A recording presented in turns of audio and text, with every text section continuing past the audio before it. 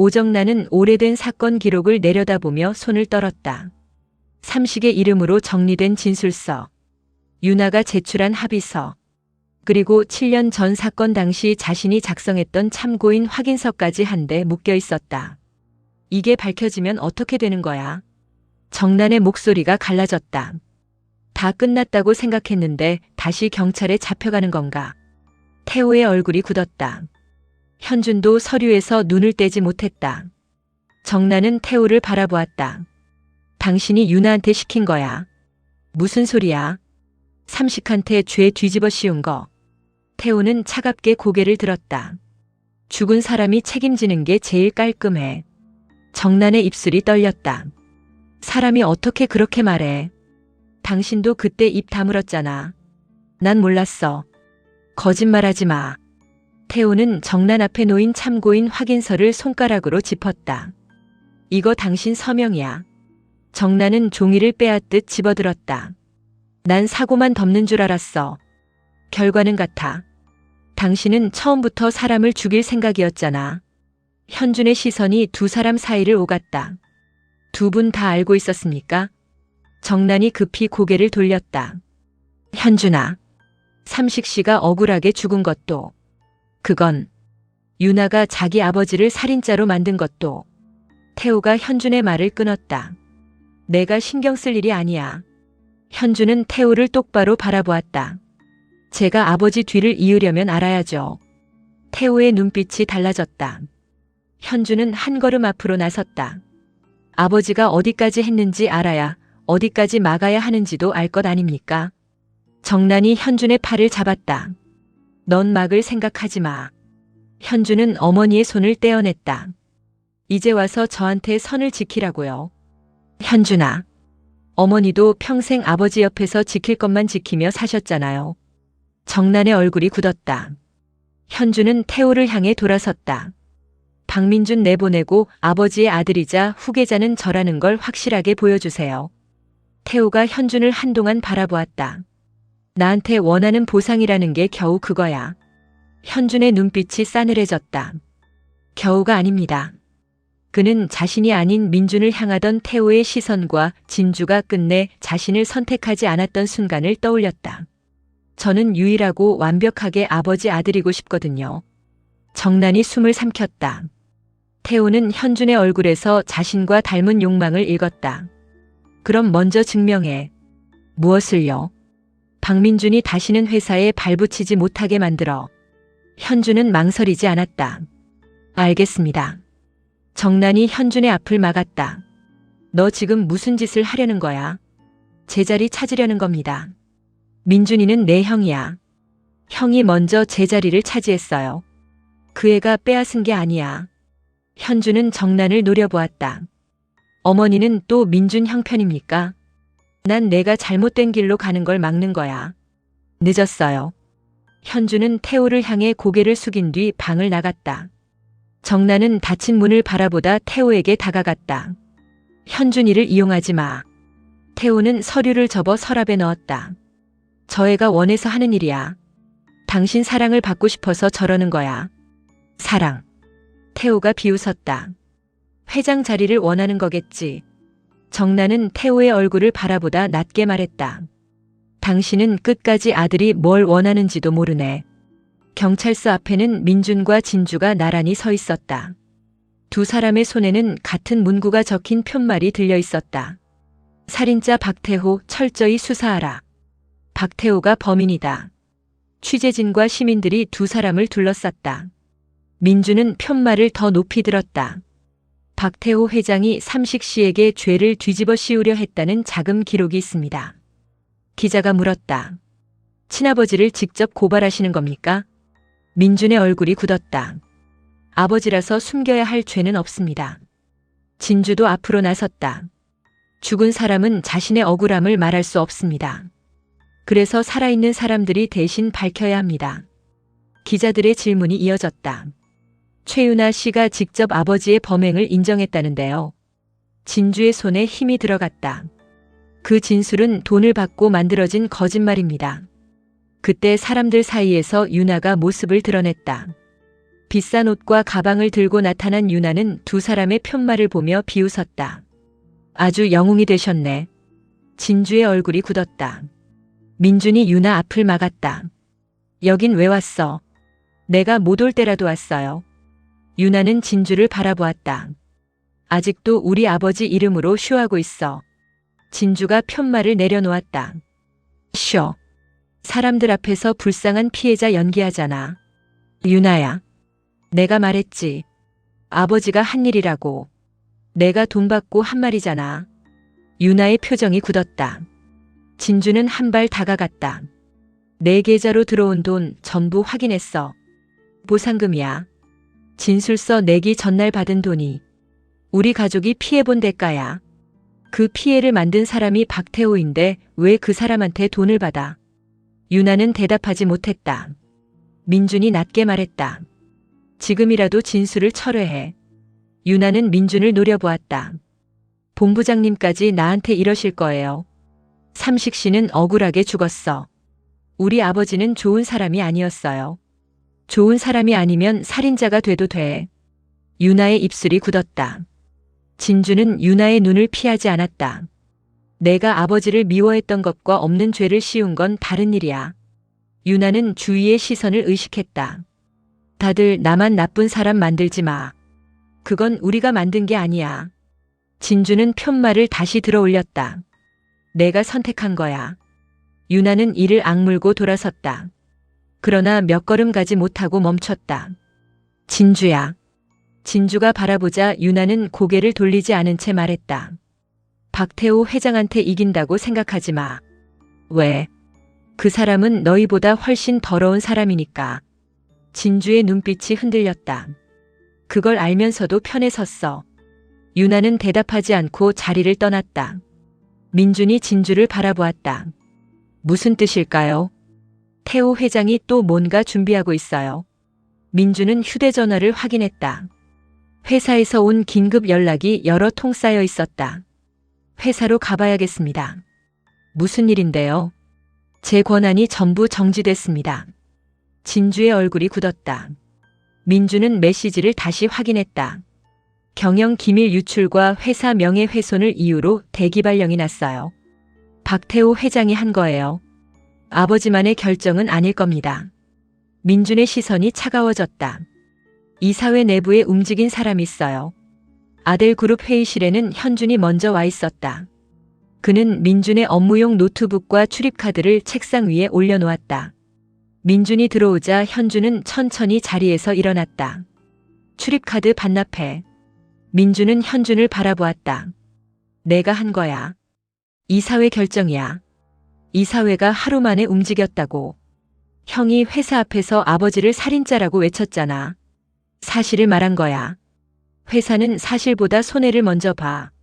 민준은 어이없다는 듯 웃었다. 이제 아버지 말투까지 닮았네. 현준의 얼굴이 굳었다. 내가 원한 거야. 뭘? 형을 이 자리에서 내보내는 거. 민준은 잠시 현준을 바라보았다. 회장 자리 때문에. 형은 쉽게 가졌잖아. 내가 언제 쉽게 가졌어. 태어날 때부터 아들이었고 후계자였고 아버지 선택을 받았잖아. 민준의 눈빛이 흔들렸다. 그게 내가 평생 원한 거야. 그래. 현준은 망설이지 않았다. 나도 아버지 아들이고 싶었어. 그래서 죄까지 덮겠다고. 형은 진주와 김단희를 선택했잖아. 그 사람들을 선택한 게 아니라 잘못을 바로잡는 거야. 결과는 같아. 현준은 출입카드를 민준 앞으로 밀었다. 형은 아대를 버렸고 난 아대를 선택했어. 민준은 출입카드를 내려다보다 현준에게 물었다. 정말 아대를 선택한 거 맞아? 무슨 뜻이야? 아버지한테 선택받고 싶은 거잖아. 현준의 눈빛이 흔들렸다. 민준은 출입카드를 집어들었다. 내가 회장이 돼도 아버지는 널 아들로 보지 않아. 입 닥쳐. 필요한 방패로 볼 뿐이야. 현준이 민준의 멱살을 붙잡았다. 형이 뭘 알아? 민준은 현준의 손을 떼어냈다.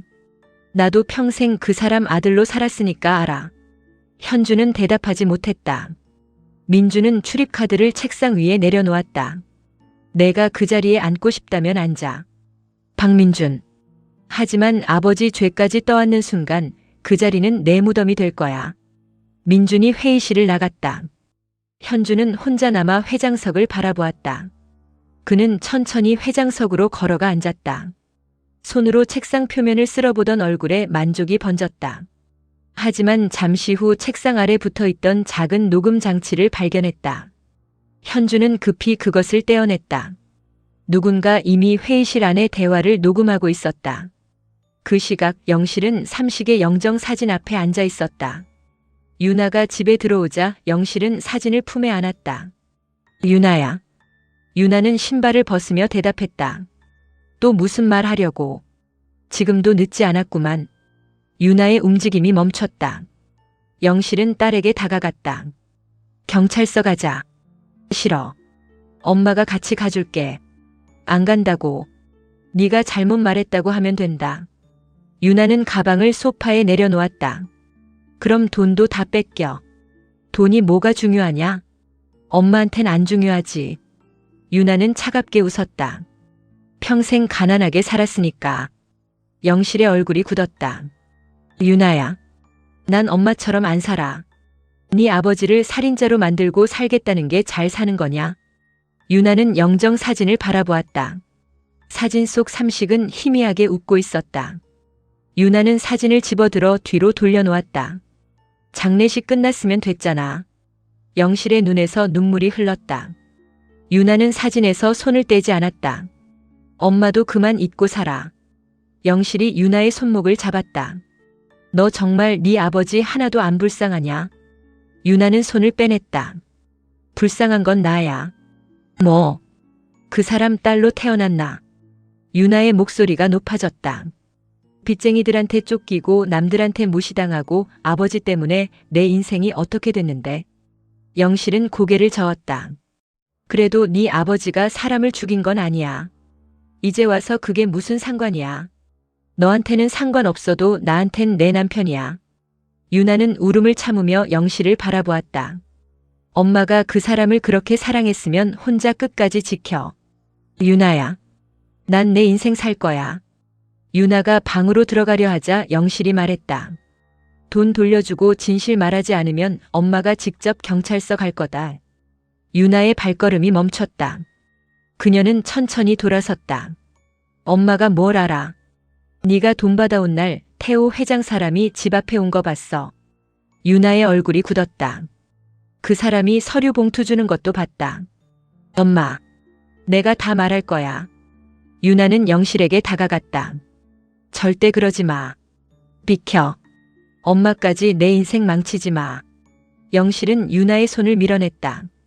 망친 건 내가 아니라 너다. 유나의 눈에 두려움이 번졌다. 엄마가 경찰에 가면 우리 둘 다 끝이야. 끝나도 바로 끝나야지. 거짓말 끌어안고 살 순 없어. 영실은 삼식의 사진을 바로 세웠다. 유나는 어머니를 바라보다 휴대전화를 꺼냈다. 태호에게 전화를 걸었지만 받지 않았다. 유나의 얼굴이 점점 굳어졌다. 한편 다니와 진주는 태호의 비자금 흐름을 확인하고 있었다. 태호가 익명의 협박을 받은 뒤 일부 계좌를 급히 정리하기 시작한 흔적이 포착됐다. 진주가 노트북 화면을 가리켰다. 여기에요. 다니가 송금 내역을 확인했다. 해외 계좌에서 국내로 들어오고 있어. 협박범에게 줄 돈일 가능성이 큽니다. 태호가 현금으로 바꾸려는 거야. 진주는 고개를 끄덕였다. 우리가 협박범인 척 접근하면 비자금 위치를 알아낼 수 있어요. 다니가 진주를 바라보았다. 위험해. 이번 기회를 놓치면 다시 해외로 빼돌릴 겁니다. 돈을 뺏는 게 목적이 아니야. 알아요. 진주는 화면에 표시된 법인 명단을 열었다. 비자금 장부까지 확보해야 해요. 다니는 잠시 생각하다 말했다. 태호가 가장 두려워하는 걸 이용하자. 김명희 씨 사건이요. 그래. 다니의 눈빛이 차갑게 굳었다. 언니 사건 원본 장부를 갖고 있다고 믿게 만드는 거야. 진주는 새로운 메시지를 작성했다. 김명의 사건 자금 장부와 삼식 사건 원본이 있다. 돌려받고 싶으면 비자금 전액을 준비하라. 다니가 메시지를 확인했다. 장소는 태호가 익숙한 곳으로 정해. 아델 옛 물류창고요. 아니. 단이는 고개를 저었다. 거긴 이미 한 번 당했어. 의심할 거야. 그럼 어디로? 언니가 마지막으로 입원했던 병원. 진주의 손이 멈췄다. 단이는 흔들리는 눈빛으로 말했다. 태우라면 반드시 와. 메시지가 전송됐다. 태우는 회장실에서 익명의 문자를 확인했다. 돈을 준비하라는 요구와 병원 주소. 태우는 곧바로 비서실장을 불렀다. 비자금 계좌 전부 정리해. 전부 말입니까? 현금과 무기명 채권으로 받고. 금액이 너무 큽니다. 태우는 비서실장을 노려보았다. 시키는 대로 해. 자금이 움직이면 금융당국에 포착될 수 있습니다. 그래서 여러 곳으로 나눠. 비서실장은 망설이다 고개를 숙였다. 태우는 현준에게도 연락했다. 오늘 밤 사람 몇 명 준비해. 무슨 일입니까? 김단희와 백진주를 한꺼번에 잡을 기회야. 현준의 눈빛이 달라졌다. 제가 직접 가겠습니다.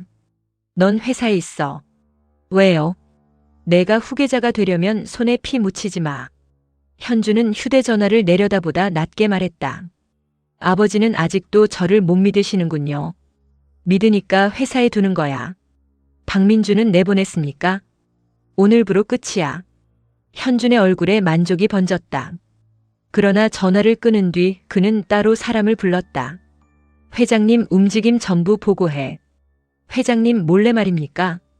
현준은 차갑게 대답했다. 누가 돈을 가지고 나오는지 확인해. 그 다음은요. 비자금은 회장님께 돌려드리지 마. 남자가 현준을 바라보았다. 그럼 어디로 옮깁니까? 현준의 눈빛이 날카로워졌다. 내 계좌로. 밤이 되자 태우는 2개의 가방을 싣고 병원 지하 주차장으로 향했다. 단이와 진주는 폐쇄된 병동 안에서 그의 움직임을 지켜보고 있었다. 진주는 작은 수신기를 확인했다. 경찰에도 위치 보냈어요. 단이가 말했다. 장부부터 확보한 다음 움직여야 해. 태우 회장이 사람을 데려왔을 수도 있어요. 알아. 2 사람은 병실 문 뒤에 몸을 숨겼다. 잠시 후 태우가 들어왔다. 그는 가방을 바닥에 내려놓았다. 나왔어. 단이가 변조된 목소리로 말했다. 장부부터 확인시켜. 태우는 주위를 둘러보았다. 내가 먼저 모습을 보여. 진주가 멀리 놓인 화면을 켰다. 화면에는 태우의 비자금 계좌 일부와 김명희 사건 당시 송금 내역이 떠올랐다. 태우의 얼굴이 굳었다. 원본 어디 있어? 가방 열어. 태우는 한쪽 가방을 열었다. 현금과 무기명 채권이 가득했다. 진주는 화면으로 번호를 확인했다. 다른 가방도. 태우가 2번째 가방을 열었다. 그 안에는 노트북과 장부가 들어있었다. 단이의 눈빛이 달라졌다. 태우가 비자금을 이동시키기 위해 직접 가져온 관리 장부였다. 이제 원본 내놔. 단이가 병실 안으로 들어섰다. 태우의 얼굴이 굳었다. 역시 너였군. 진주도 뒤이어 모습을 드러냈다. 태우는 2 사람을 번갈아 바라보며 웃었다. 돈을 노렸어. 단이가 말했다. 당신 돈은 필요 없어. 그럼 왜 불렀어? 진주는 2번째 가방을 바라보았다. 그 안에 든 장부가 필요했어요. 태우가 급히 가방을 닫으려 했다. 단이가 그의 앞을 막았다. 끝났어. 태우는 주머니에서 흉기를 꺼내 들었다. 진주가 단이의 팔을 잡아 뒤로 당겼다. 가까이 오지 마. 태우는 가방을 들고 출입구로 물러났다. 그때 다른 출입문이 열렸다. 현준이 보낸 사람들이 들어왔다. 태우의 얼굴에 안도감이 번졌다. 저 여자들부터 잡아. 하지만 사람들은 태우에게 다가갔다. 한 남자가 태우의 손에서 가방을 빼앗았다. 태우가 소리쳤다.